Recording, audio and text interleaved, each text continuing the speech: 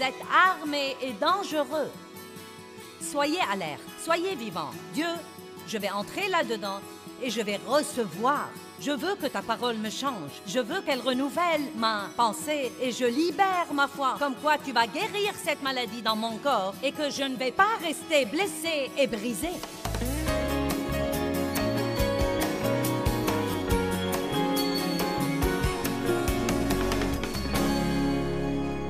Nous sommes dans une guerre, mais nous ne devrions jamais être si insensés pour penser que Dieu ne nous a pas laissés équipés.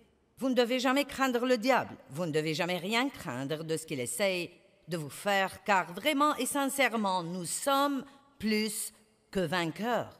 Au beau milieu de ce que vous endurez en ce moment, vous ne devez pas croire que vous êtes la queue de quoi que ce soit, car la Bible dit que vous êtes la tête et non la queue, en haut et jamais en bas. Vous dites, eh bien, ce n'est pas ce que je sens. Vous ne devez pas suivre vos sentiments. Tenez-vous ferme dans la parole de Dieu et dites, la Bible dit que même au beau milieu de mes batailles, je suis plus que vainqueur par celui qui m'aime. Au beau milieu de vos batailles, n'oubliez jamais que Dieu vous aime profondément, énormément, et qu'il a un très bon plan pour votre vie. Il y a des personnes ici ce soir, vous devez prendre ceci et vous devez l'avaler. Ne le laissez pas voler par-dessus votre tête. Vous avez des choses qui se passent, vous êtes blessé, vous avez des problèmes, vous faites face à des choses, et vous êtes, vous savez, peut-être que vous êtes venu ici ce soir avec l'espoir que je vous remonterai le moral, et je crois que je peux faire ça. Je crois que je peux vous équiper et que vous arriverez par la parole de Dieu au point où vous ne serez pas toujours celui qui doit être encouragé, mais celui qui encourage les autres. La seule raison pour laquelle nous déprimons tellement quand nous avons des problèmes, c'est que nous craignons de ne jamais pouvoir nous en débarrasser. Nous craignons de ne pas avoir ce que nous voulons dans la vie ou de devoir attendre beaucoup plus longtemps que nous ne croyons que nous pouvons attendre.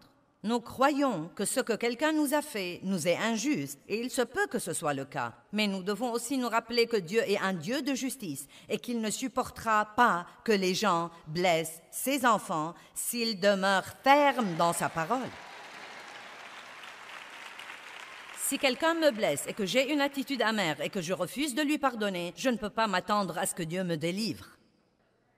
Je ne verrai pas la justice de Dieu dans ma vie si j'ai cette mauvaise attitude.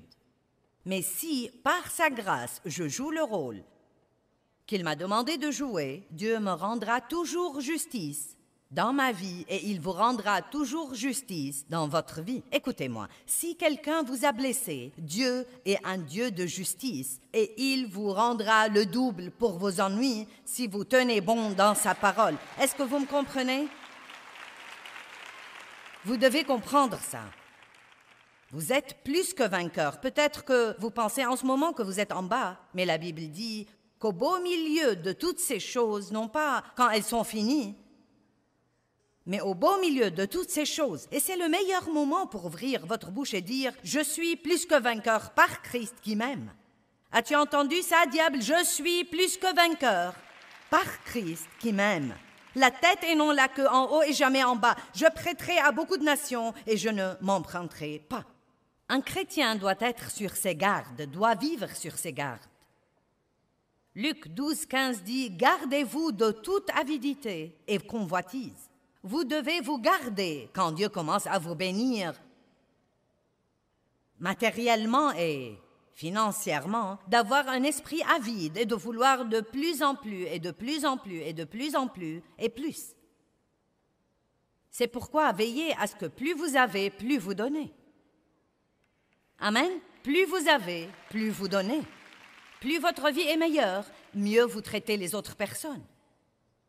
Chaque fois que Dieu vous bénit, partagez-en toujours une partie avec quelqu'un d'autre. Et peut-être que c'est un des secrets du don. Peut-être que Dieu nous dit de donner toujours des prémices de ce qu'il nous donne dans la vie, de toujours donner d'abord, parce que c'est un des moyens dont nous combattons l'avidité et la convoitise, qui sont des choses terribles à avoir. Quand vous êtes avide et cupide, vous ne pouvez même pas être reconnaissant de ce que vous avez. Vous voulez plus. Matthieu 16, 6. Gardez-vous bien du levain des pharisiens. Ce levain dont il parlait était de revenir vivre sous le légalisme plutôt que de vivre dans la vraie liberté que Christ est mort pour nous donner. Jésus n'est pas mort pour que nous puissions vivre sous des règles et des réglementations et des lois que les gens nous font. Il veut que nous soyons libres pour être menés par le Saint-Esprit qui vit au-dedans de nous, qui nous mène toujours à une vie de sainteté. Matthieu chapitre 10, verset 17. Prenez garde de ceux qui s'opposent à Dieu. Faites attention qui vous fréquentez. Marc 13, 23. Prenez garde à vous-même. Vous devez vous connaître, connaître vos faiblesses, connaître vos forces. Luc 17, 3. Prenez garde les uns aux autres. Quand vous voyez quelqu'un commencer à transiger sur un certain plan, priez pour lui. Quand vous voyez quelqu'un traverser une période difficile, priez pour lui. Un des meilleurs moyens de nous entraider, c'est de prier tout de suite quand nous voyons quelqu'un avoir un besoin. Vous ne devez pas toujours faire un sermon à tout le monde et raconter à quelqu'un d'autre « Oh, j'ai remarqué qu'un tel traverse une période difficile aujourd'hui. » Non, si Dieu vous permet de remarquer qu'un tel traverse une période difficile, vous devez prier tout de suite. « Dieu, je te demande au nom de Jésus de le fortifier. Je ne sais pas ce qu'il a, mais il traverse une période difficile. Et donc je le couvre. Je te demande de l'aider dans toutes ses difficultés. » Maintenant, vous avez servi Dieu. Mais ce que nous faisons si souvent, c'est de parler de choses au lieu de parler pour les choses. Nous devons être sur nos gardes. Nous devons prêter attention aux pensées qui entrent dans notre tête. Nous devons prêter attention aux sentiments que nous avons. Eh bien, d'où est-ce que ça vient? Eh bien, c'est quoi tout ça? Arrêtez-vous et dites, Dieu, quelle est la source de ça? Quelle est la vraie raison de ce problème? Une nuit, je ne pouvais pas dormir. 4, 5 heures du matin, je ne pouvais pas dormir et d'habitude, je dors très bien. Donc finalement, je regrette de ne pas l'avoir fait plus tôt, mais finalement, j'ai dit, Dieu, mais quel est le problème? Car je sentais que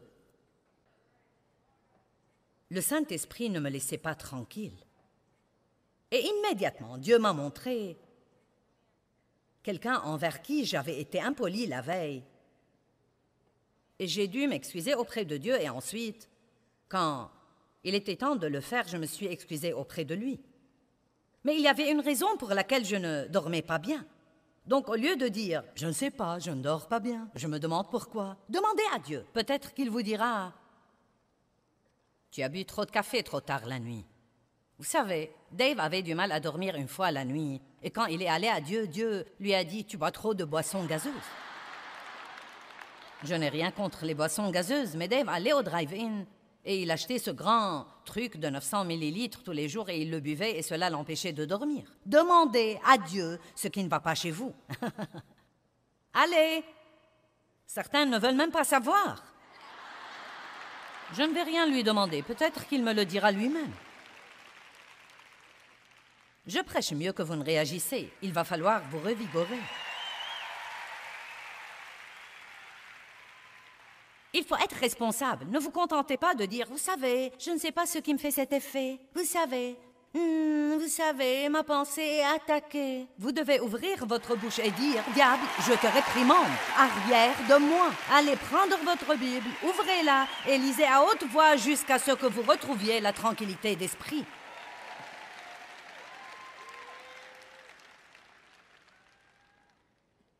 Parce que ça marchera si vous faites ça. J'étais blessée une fois et j'étais vraiment fâchée contre Dave. Et quand vous êtes fâché contre quelqu'un, vous n'entrez pas dans la pièce où il est. Quand il entre dans la pièce où vous êtes, tout s'embrouille et vous êtes comme... Vous ne lui parlez pas, vous ne dites rien. Vous n'êtes pas prêt de faire pour lui ce que vous faisiez normalement. D'habitude, si vous alliez apporter quelque chose à boire, vous lui apportiez quelque chose, mais pas maintenant. Non, je ne vais rien faire pour toi. Vous voyez, j'ai appris après une bonne trentaine d'années dans la parole que ça ne marche pas dans l'économie du royaume. Tout ce que je faisais, c'était d'ouvrir une porte au diable. La Bible dit que le soleil ne se couche pas sur votre colère. Ne donnez pas une opportunité au diable. Ne lui donnez pas accès. Mais je me sens si fâchée et je me sens si blessée. Nous commençons à jouer le jeu du blâme.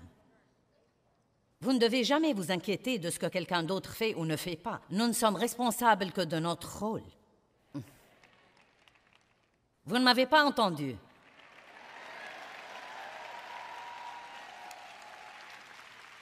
Pensons-y de nouveau. Disons ça à nos téléspectateurs. Vous ne devez jamais vous inquiéter de ce que quelqu'un d'autre fait ou ne fait pas.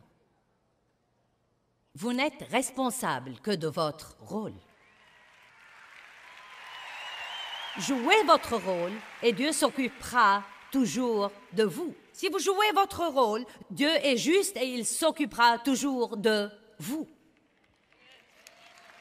Bien sûr, l'ennemi voulait que je reste fâchée toute la nuit et que je perde ma paix et que je perde ma joie. Mais j'ai pris ma Bible et je suis entrée dans ma pièce qui était mon bureau à l'époque. Je me suis couchée sur le plancher, je me suis mise face contre terre, j'ai fourré mon nez dans cette Bible et j'ai dit, Dieu, je veux que tu saches que je ne vais pas me lever d'ici ni quitter cette pièce avant que tu ne me donnes la grâce de sortir par cette porte et de me comporter comme une femme de Dieu et de parler à mon mari. Amen. Et j'y suis allée. J'ai commencé à prier, j'ai commencé à lire. Ah, les trucs que je fais pour vous, messieurs, dames.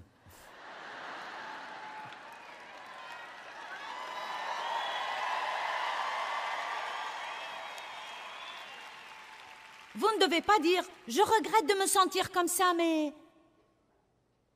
Dieu aide-moi à ne pas me sentir comme ça. » Non, je veux que vous ayez le feu sacré au-dedans de vous ce week-end. Dieu vous a amené ici pour que je puisse attiser ce feu. Attiser ces braises qui sont peut-être sur le point de mourir ou de s'éteindre. Eh bien, c'est si dur. Arrêtez de dire ça, s'il vous plaît.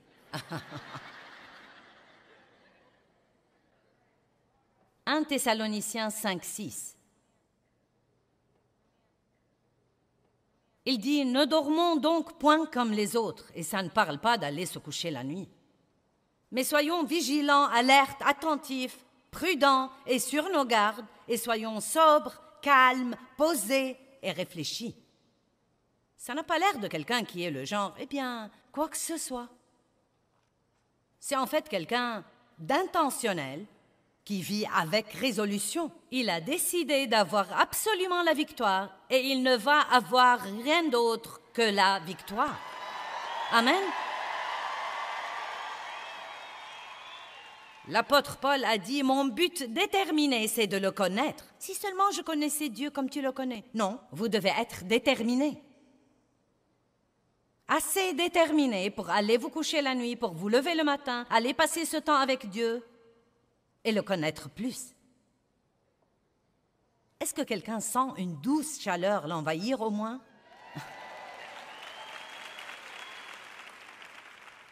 La Bible dit dans 1 Corinthiens 2:15 que l'homme spirituel juge de tout, il s'enquête, met en question, examine et discerne toutes choses. Si nous voulons vivre dans la victoire, nous devons nous arrêter de somnoler.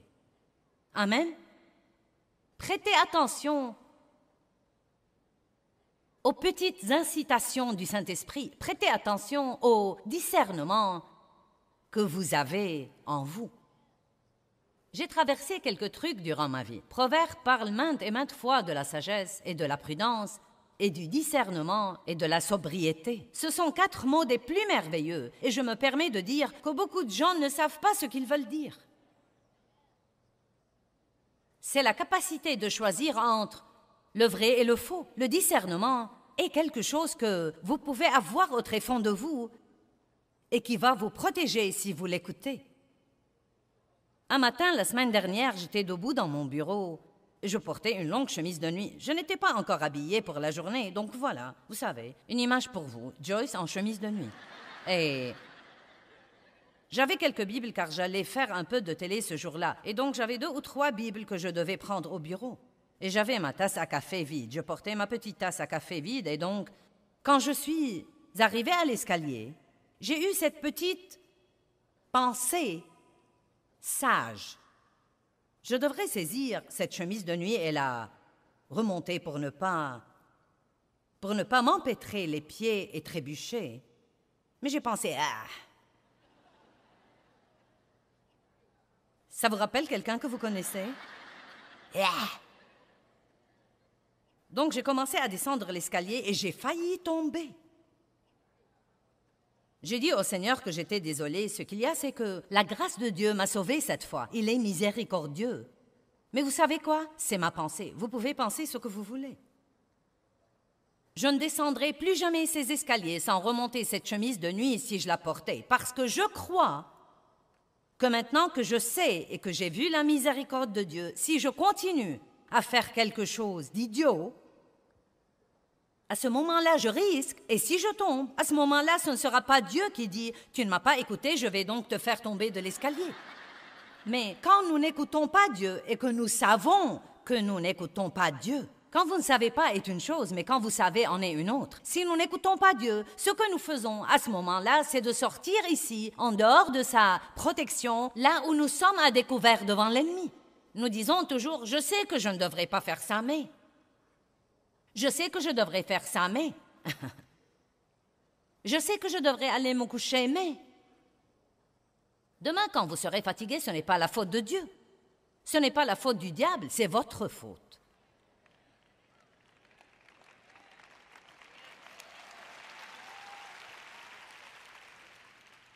Et vous savez, je n'essaye pas d'être la maman de tout le monde. Je ne sais pas, peut-être que je le fais, mais... J'essaye de vous aider. J'essaye de vous montrer que certaines de ces petites choses simples et pratiques que vous savez, que vous devriez ou ne devriez pas faire, peuvent vraiment faire une grande différence dans votre vie. Une différence majeure dans votre vie. La guerre spirituelle ne doit pas être difficile. Vaincre le diable ne doit pas être difficile. Dieu nous a donné des armes. Il nous a donné des armes offensives, des armes avec lesquelles nous pouvons poursuivre l'ennemi. Nous ne devons pas attendre qu'il vienne contre nous pour nous défendre. Nous pouvons l'attaquer nous-mêmes. Et il y a 3 choses simples, fondamentales, que chaque croyant devrait apprendre avant d'apprendre quoi que ce soit d'autre à part Dieu même. Et ce sont la puissance qui est dans la parole de Dieu, la puissance qui est dans le nom de Jésus et la puissance qui est dans le sang de Jésus.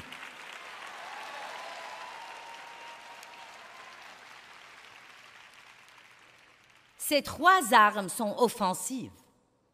Nous pouvons les utiliser pour poursuivre le diable agressivement. Arrière de moi, Satan. Au nom de Jésus, arrière de moi. Quand le diable nous attaque, ou simplement pour le garder à sa place, c'est-à-dire sous nos pieds. La parole de Dieu. Je me rends compte de plus en plus dernièrement à quel point la parole de Dieu est puissante. Non, mais elle est puissante. Nous pouvons chanter la parole, prier la parole, dire la parole, apprendre la parole. La parole de Dieu est une chose étonnante. Et je me suis fixée d'apprendre aux gens. Et je vais essayer de faire ça dans chacune de mes conférences, certainement, et j'espère le faire dans toutes les sessions. Comme quoi, quand quelqu'un vous prêche la parole de Dieu, comme je fais ce week-end, il y a une onction sur cette parole. Jésus est la parole. Amen. Et donc, quand quelqu'un partage la parole de Dieu avec vous, il ne partage pas des paroles ordinaires. Quand vous écoutez la parole de Dieu, quand vous allumez votre télé et que vous recevez la parole, ce n'est pas des paroles ordinaires. Ces paroles sont remplies de puissance. Elles sont remplies de puissance. Nous prenons des vitamines parce que nous croyons qu'elles ont quelque chose en elles qui va nous aider. Eh bien, vous devez prendre la parole de Dieu. Ne vous asseyez pas comme « Eh bien, je suis venu pour écouter ce que Joyce a à dire ce week-end. » Vous allez à l'église, je me demande ce que le pasteur a à dire ce week-end.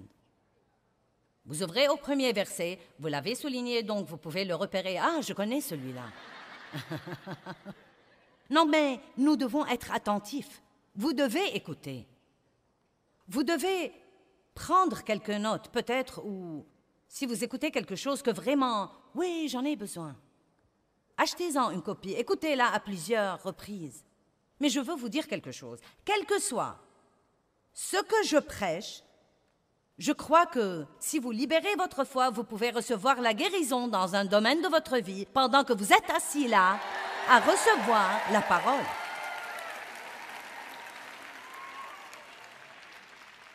Quand vous êtes assis sous la louange jointe et l'adoration qui est remplie de la parole, vous pouvez recevoir la guérison. Vous pouvez recevoir la guérison physique, vous pouvez être guéri de la maladie. Psaume 107, 20, il envoie sa parole vivante et les guérit. Elle est guérie. Votre cœur brisé peut être guéri pendant la louange et l'adoration. Votre âme blessée peut être guérie pendant que je prêche la parole. Votre pensée peut être guérie. Vos émotions peuvent être guéries. Mais ça ne va pas arriver si vous vous asseyez là passivement. Vous dites, eh bien, que suis-je censé faire? Libérez votre foi. Soyez alerte, soyez vivant. Dieu, je vais entrer là-dedans et je vais recevoir. Je veux que ta parole me change. Je veux qu'elle renouvelle ma pensée et je libère ma foi en ce moment, comme quoi tu vas guérir cette maladie dans mon corps et que je ne vais pas rester blessé et brisé.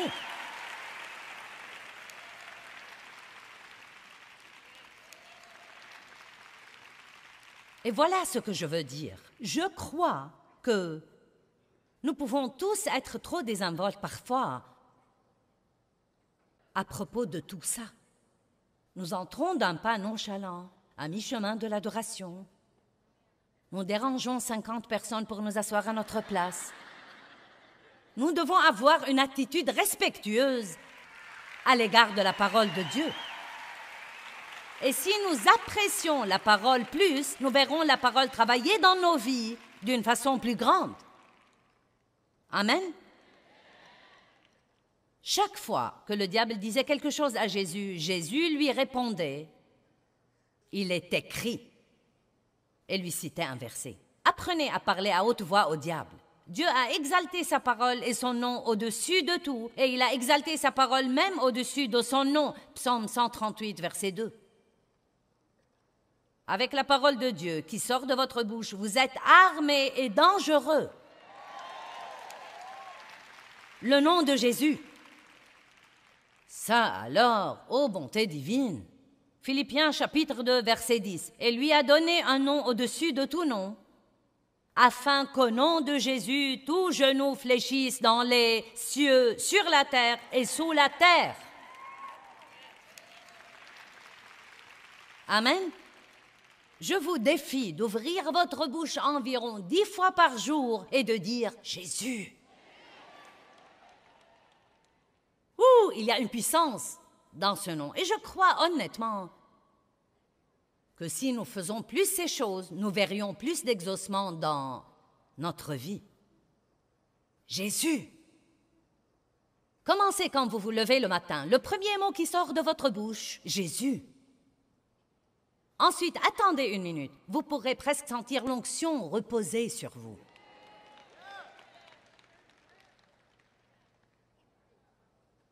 Vous savez, nous apprenons de la parole de Dieu que ce nom qui lui a été donné et qui nous a été donné maintenant, ce même nom, nous avons une procuration pour l'utiliser. Vous pouvez utiliser ce nom.